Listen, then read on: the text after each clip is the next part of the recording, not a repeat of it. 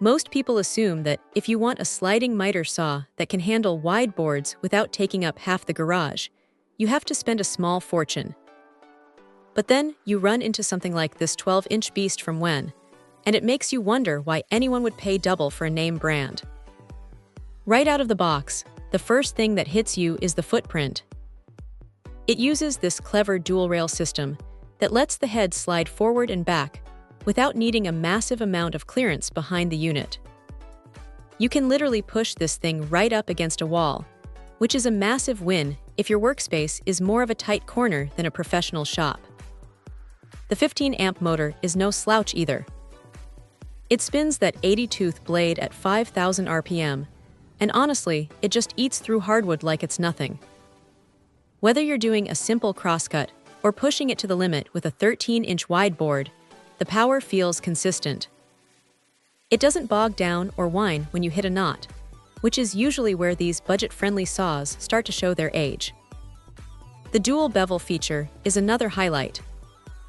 Being able to tilt the head 45 degrees in either direction saves you from having to flip your lumber around constantly, and the front-facing controls are actually intuitive.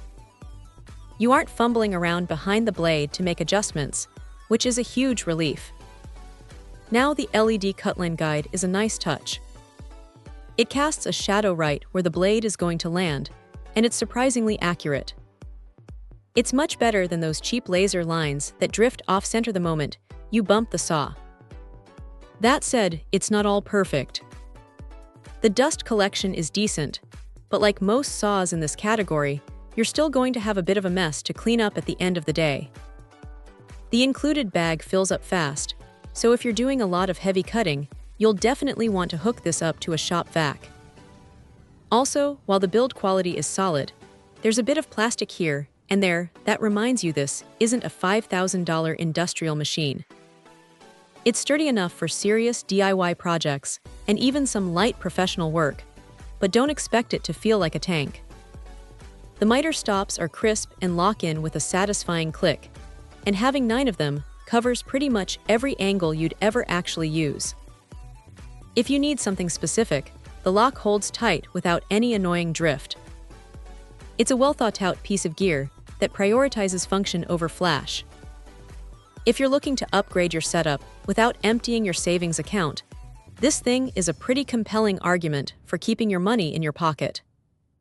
It's reliable, it's accurate enough for furniture building, and it doesn't demand a massive amount of space. For the price, it's hard to find a reason to complain.